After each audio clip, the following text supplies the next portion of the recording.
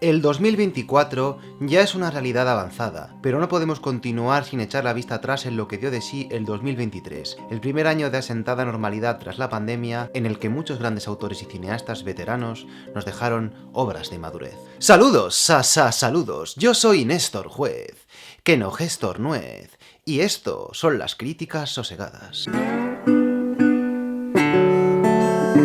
Hola muchaches, muy buenas tardes. Feliz semana cinéfila para todos. Aquí llega un clásico del canal, el vídeo con el top de las mejores películas del año pasado. Un pequeño sumario, un breve repaso a aquellos títulos que me gustaron especialmente, aquellos títulos que me hicieron vibrar de una manera que yo no esperaba, que sin ninguna duda me conmovieron. Como ya ocurriera otros años, os dejo en la descripción del vídeo un muestrario de un pequeño recorrido en redes sociales donde pude enumerar mis menciones especiales, aquellas películas, un conjunto de casi 20 películas, que casi pasan el corte. Películas que si bien fallan en algún apartado claro, merecen vuestro interés y vuestro visionado. En el puesto número 17 encontramos la película más pequeña e ignorada de este listado. Hablamos de la película japonesa Love Life, de Koji Fukada. Una película verdaderamente delicada y emotiva que pudiéramos quizás casar con algunos exponentes del cine de Ozu, que brilla por dos aspectos muy concretos: por su utilización del lenguaje de signos y de las comunicaciones mediante medios que no son la palabra, y a su vez por su integración narrativa del duelo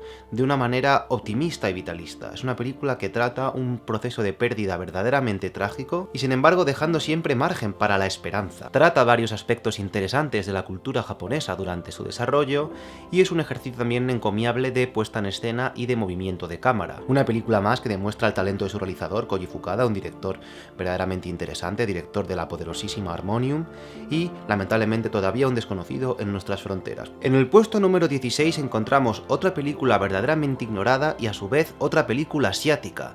Hablamos en este caso de la película Retorno a Seúl, de David Chow. Un preciso, adecuado y elocuente retrato generacional como pocos he visto en el cine. Creo que hace un muy buen diagnóstico de algunas de las problemáticas de las generaciones nacidas de los años 80 y 90, ¿no? Sobre todo aquellas generaciones de ciudadanos inmigrantes, ¿no? Aquellas personas que se han visto forzadas a vivir en un entorno que no es el suyo y en una cultura que no es la suya, ¿no? La protagonista es coreana de origen, pero ha sido criada en Francia, decide volver a su Corea natal en búsqueda de su familia, en búsqueda de su padre, y allí no es capaz de encontrar las respuestas que ansía. Por lo tanto, esta descripción de esta sensación de soledad de los nuevos ciudadanos digitales necesitan cobijo emocional y cobijo afectivo, y la imposibilidad de encontrarlo con naturalidad en este mundo moderno frío que nos hemos dado entre todos es uno de los aspectos más interesantes de la película, y que nos permite también hacer un viaje turístico y cultural a través de Corea por la mirada de una muchacha que se siente en continuo conflicto consigo misma y con su pasado. Una película que además va creciendo y creciendo y que tiene un final realmente potente. En el puesto número 15, quizás una de las películas más populares del listado, si no la más popular.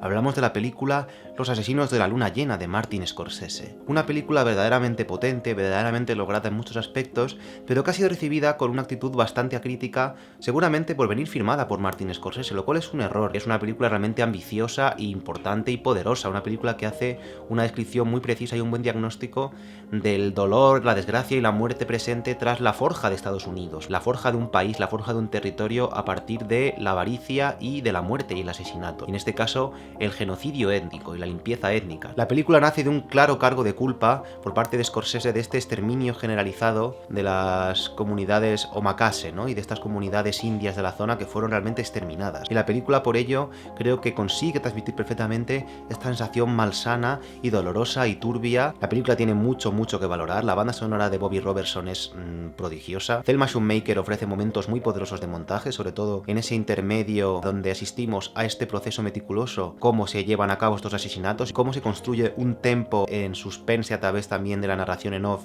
y tenemos grandes interpretaciones de algunos personajes, como es el caso de Lily Gladstone, como es el caso de un soberbio Robert De Niro, pero sí que considero que es una película monótona, que sobre todo, y no creo que sea un problema, pero dura 3 horas y media porque no se ha querido recortar. Creo que dentro de esta película de 3 horas y media hay una película de 2 horas mucho mejor, o hay una película de 2 horas y media magistral. Diría incluso también que desperdicia la oportunidad de aprovechar de manera plástica el espacio. Tiene momentos de gran cine, creo que es una película que todo cinéfilo debería ver, pero no creo para nada que sea esa gran obra maestra que muchos corrieron en festejar que era desde el Festival de Cannes, y que si la comparamos con El Irlandés o Silencio, sale claramente perjudicada. En el puesto número 14 cambiamos radicalmente de registro y nos encontramos con Passages, de Ira Sachs, una película que nos sitúa en las aguas movedizas de un triángulo amoroso verdaderamente tóxico y conflictivo, que cuenta con 3 grandes interpretaciones en su núcleo de Adele Exarchopoulos, Franz Rogowski y Ben Whishaw, que recoge también las mejores escenas de sexo del año, ¿no? Sobre todo aquellas escenas de sexo que contempla la pareja de Ben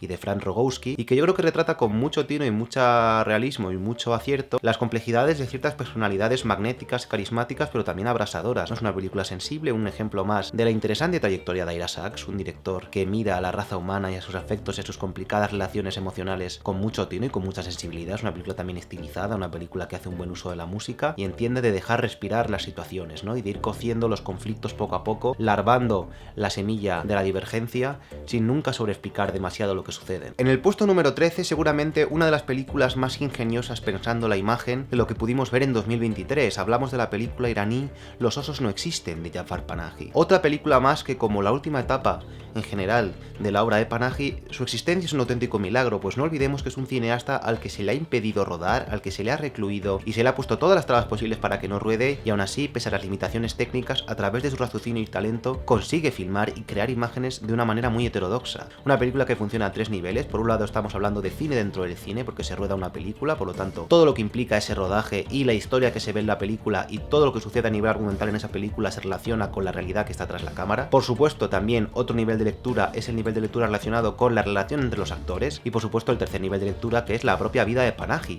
Panahi, que dirige desde la distancia porque no puede estar en rodaje, dirige por Skype de una manera lejana en un pueblo y que tiene que enfrentarse, por supuesto, a la incredulidad y a la agresividad rural, y en este caso a la ignorancia y al miedo hacia el diferente. Esta concepción tan libre pero tan pensada de la imagen ofrece momentos tan virtuosos como el plano secuencia con el que abre la película, que ya conlleva una ruptura de la cuarta pared, así como esas largas tomas de seguimiento digital que se aprovechan de una manera expresiva muy inteligente de las posibilidades que ofrece la cámara en mano digital, ¿no? Esta cámara en mano casera, y que hacen cine político de una manera elegante. Su dispositivo está verdaderamente muy pensado. En el puesto número 12 encontramos un ejemplo más de que las críticas que se pueden leer durante la propia duración del Festival de Cannes no deben de ser tenidas demasiado en cuenta, como es en este caso la película La Gran Juventud, de Valeria Bruni Tedeschi, una película que fue muy criticada durante su estreno en Cannes. Recuerdo como los críticos allí presentes la vapulearon sin piedad, y ahora mismo, dado que he podido ver casi todas, diría que es de las mejores películas de aquella sección oficial, que consigue hacer algo verdaderamente singular. Es una película que es pura Valeria Bruni Tedeschi,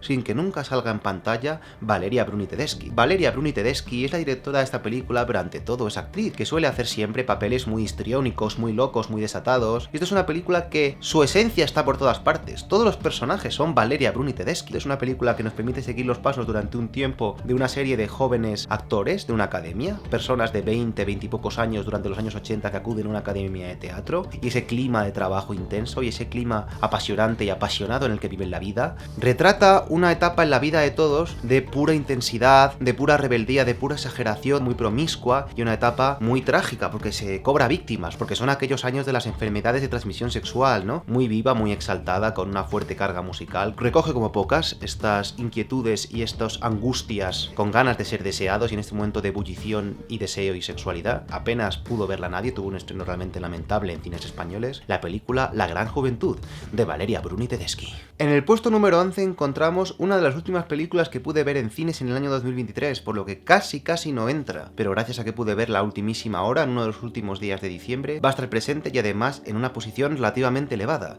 como es la película francesa A Fuego Lento, de Tran Anung. Película que ha sido recibida por parte de internet por cierto cachondeo y mofa, porque fue la elección de Francia para los Oscar. Podrían haber mandado otra película que saldrá más adelante, pero eligieron esta y la gente se cachondeaba porque fue una mala elección. Película que fue galardonada con el premio a Mejor Dirección en el pasado Festival de Cannes, y no puedo estar más de acuerdo, pues la dirección de esta película es realmente portentosa. La película es un auténtico prodigio técnico de puesta en escena, es una auténtica virguería de planos en movimiento, de planos secuencia por estancias, por lugares ricos de dirección artística, lugares con mucho diseño de producción. Está mostrando unos hechos donde el tempo es crucial. Es una película sobre cocina, quizás la película sobre cocina definitiva, pero hay amigos, es mucho más que esto. La película es una preciosa y conmovedora historia de amor entre los personajes de Juliette Binoche y Benoît Magimel, Mel, cuya química es muy real, pues no en vano fueron pareja hace 20 años. Su cortejo mutuo, su química, su complicidad a través de la cocina. Pero estos fogones adquieren plena potencia simbólica sobre la artesanía, sobre el oficio cuidadoso, sobre esta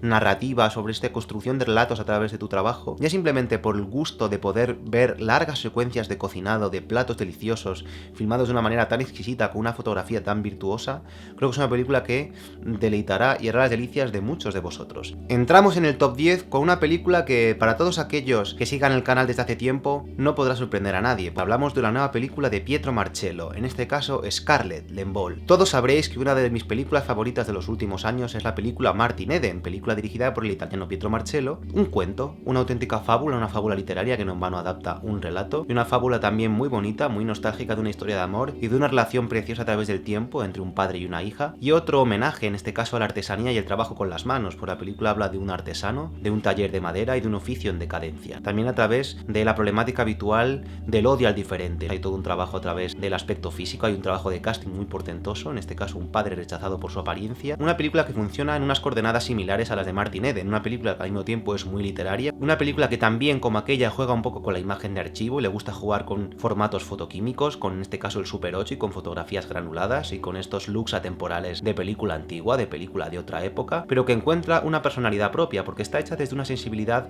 más propia de nuestro tiempo presente. Una película que encuentra momentos muy emotivos, como el uso de una bruja, como una cierta elipsis de varios años, llevada a cabo de manera muy portentosa. Hay una escena también de una muerte narrada con mucha sensibilidad. La manera que tiene de mostrar en imagen y en fotografía el trabajo de la madera, la escultura, un momento de partida en el mar, también realmente emocionante. Una película muy emotiva, muy sensible y muy bonita. Y con un claro valor documental, con un claro valor histórico de retrato de ciertas épocas y de ciertas luchas. El cine de Pietro Marcello también es un cine bastante político. En el puesto número 9, para que quede clara una de mis grandes debilidades, encontramos otra más de varias películas francesas de esta lista. En este caso hablamos de la película Crónicas de un amor efímero, película de Emmanuel Mouret. Emmanuel Mouret ya fue para mí toda una sorpresa hace 2 años cuando estrenó la estupenda Las cosas que decimos, las cosas que hacemos, y esta película seguramente mejore los resultados de aquella. Es una película que al fin y al cabo no deja de ser otra fábula campestre, es una película veraniega, una película estival, una película romántica. Nos cuenta un cortejo. Es la historia sencilla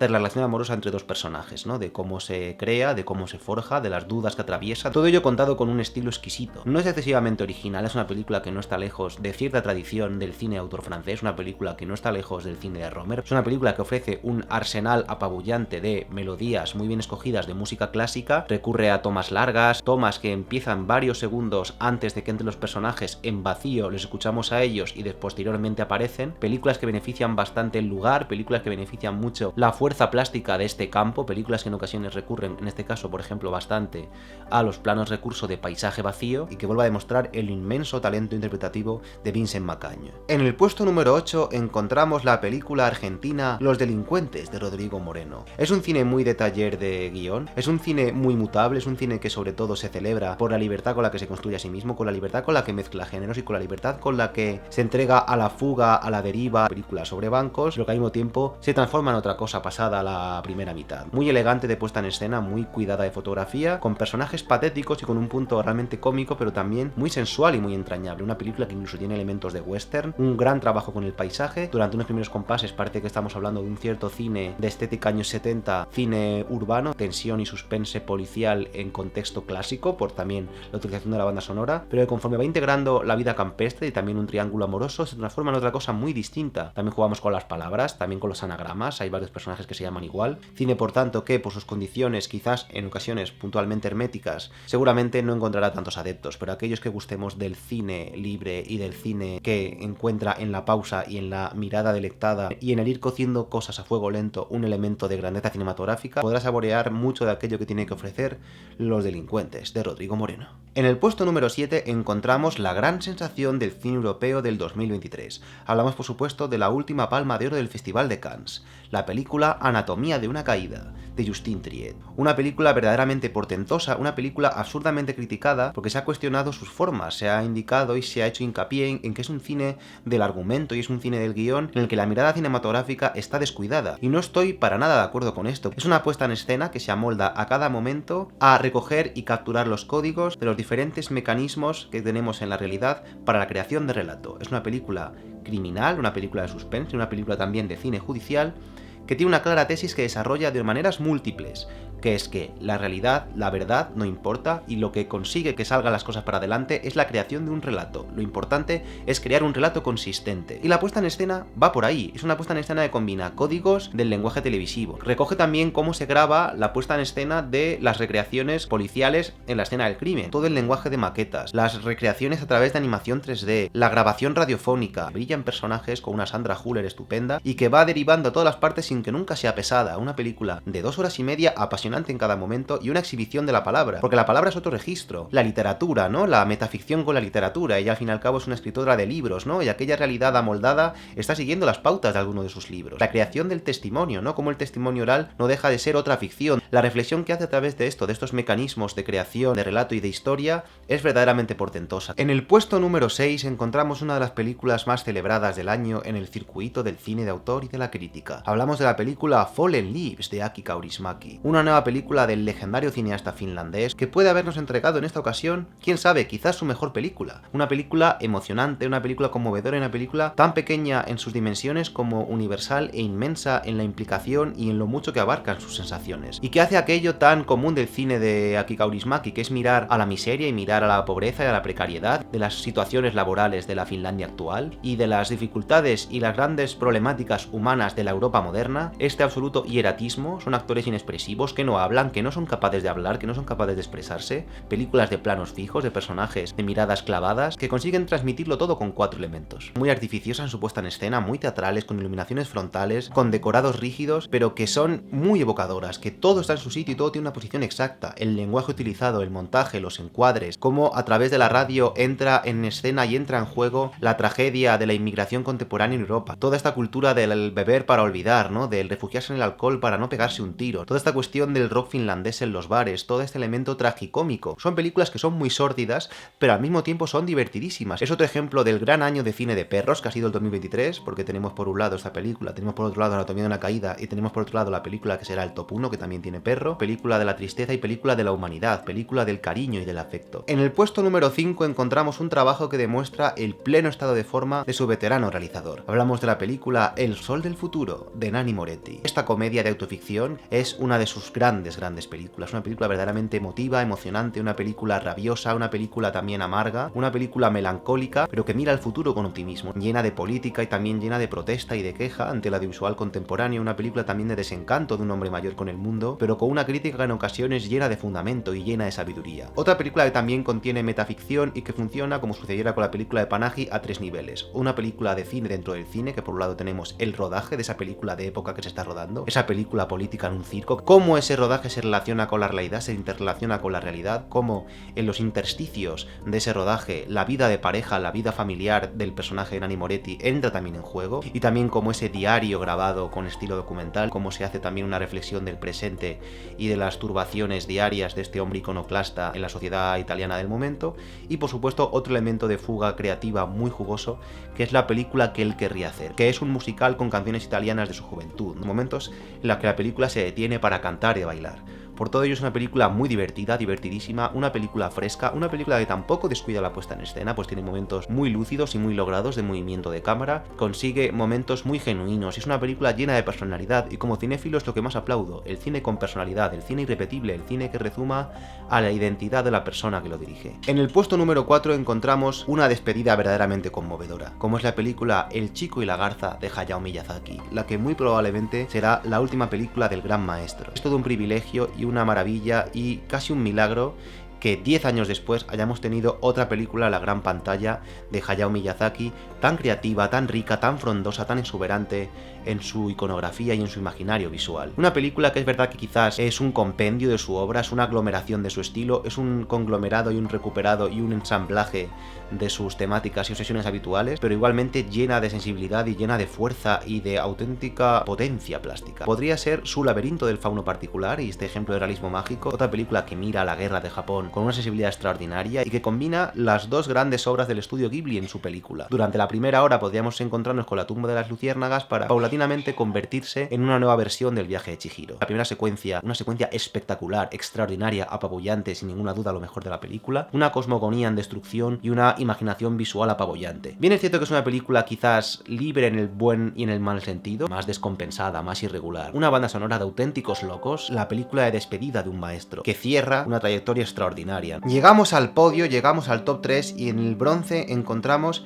a seguramente la mejor película de esta oleada bastante extendida de autoficción de los últimos años, de directores haciendo películas de su infancia. Hablamos en este caso de la película Los Fabelman, de Steven Spielberg. Una película única en su especie porque no se limita únicamente a retratar desde un punto de vista nostálgico la infancia de un director y su amor por el cine, sino que construye y representa de una manera tan evocadora y tan precisa como ningún otro ha hecho, cómo es el proceso de creación de la mirada de un cineasta, y cómo un niño define y perfila su manera de ver el mundo, su prisma de ver el mundo, y cómo se va dando cuenta de que puede servirse del lenguaje cinematográfico para emocionar, para conmover y para entender lo que sucede a su alrededor. Y para todo ello hay secuencias extraordinarias donde encontramos a un joven, a un niño, al propio Spielberg, es capaz de entender los problemas de su familia a través de la imagen cinematográfica, cómo a través del montaje encuentra un adulterio, o de cómo la recepción de su película de vacaciones alrededor de sus compañeros de instituto se da cuenta del poder que tiene influyendo en el público, y cómo refleja este drama familiar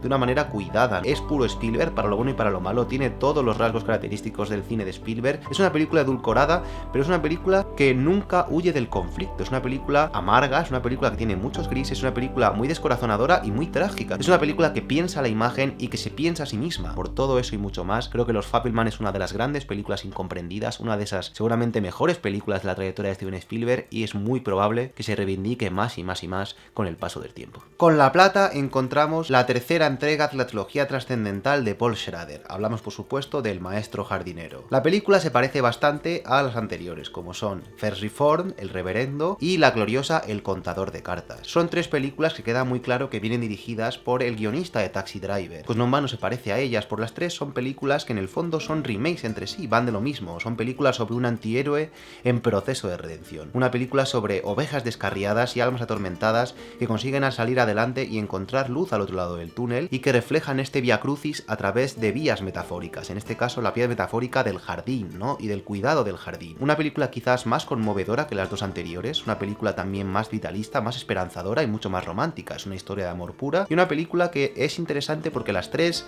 optan por soluciones estilísticas diferentes. Esta es una película muy perturbadora a nivel atmosférico, muy turbia, muy sucia, mucho menos violenta que El Contador de Cartas, pero es una película en la que la violencia late implícita en cada fotograma, estas dinámicas de poder, el personaje malsano de Sigourney Weaver y cómo se relaciona con el protagonista de Joel Edgerton. Hay una secuencia portentosa en una autopista por la noche en el cual el paisaje florece. Para mí es, sin ninguna duda, una de las grandes películas del último lustro. Y llegamos al final, llegamos al oro, llegamos al número 1, al top 1, a la mejor película del 2023. Hablamos de la magistral, de la extraordinaria y conmovedora Cerrar los ojos, la película de despedida del gran Víctor Erice. Una película crepuscular, un mausoleo cinematográfico, una carta de amor al cine, una película triste, es una película apagada, pero apagada con sensatez, una película apagada con ideas, y una película llena de cuentas pendientes. Una película que despide a una cultura cinematográfica en extinción, con un guión excelso, con personajes bien trabajados, llena de guiños, rica en significados, que rinde homenaje a todas esas películas pendientes de Erice. Es una película que purga fantasmas del pasado, es una película sin ninguna duda espectral, una película de fantasmas, una película sobre la memoria, una película sobre cómo lidiar con la memoria, cómo dialogar con el pasado, y de cómo el cine puede ser un callado emocional más importante que la propia vida, cómo el cine en ocasiones es más real que la propia vida para tocar la verdad. Convive el digital y el analógico, pero convive con sentido, y es una película que hace una maniobra muy inteligente, que es que cuenta la película que pudo haber sido de una manera diferente, porque la película muestra una película que a priori no se hizo, pero sí se está haciendo, porque está contando lo mismo, está contando un viaje de reencuentro, está contando un viaje de búsqueda. Hay todo un conjunto de tragedias y de subtramas dramáticas poderosísimas, recogidas, encapsuladas en fotografías, la narrativa escondida en los objetos, la narrativa escondida en las fotografías, una película sobre envejecer, una película sobre saber envejecer. La película, lo sé, es cierto, no es perfecta, dista de ser perfecta, es más, creo que es una película errada, sospecho que Erice no quería hacer esta película y le ha salido mal, pero bendito error. Sí, es cierto, es una película película que se sobreexplica a sí misma. Sí, es cierto, es una película sobredialogada. Ninguna otra película me ha tocado tanto, me ha conmovido tanto, me ha hipnotizado tanto, con sus palabras, con sus ideas, con sus guiños, con sus homenajes. Película que es puro cine. Le pese a quien le pese. Y hasta aquí hemos llegado, se acabó lo que se daba. Estas son las 17 mejores películas del 2023, las películas que más me emocionaron. Si te ha gustado este vídeo, deja un me gusta, pon un comentario y compártelo con tus amigos. Si pinchas aquí, podrás suscribirte al canal, y si pinchas aquí, verás otros vídeos que te gustarán. Nos vemos en algún momento indeterminado del futuro, y hasta entonces, como siempre, amad el cine, ved muchos peliculones, sed felices y comed predices.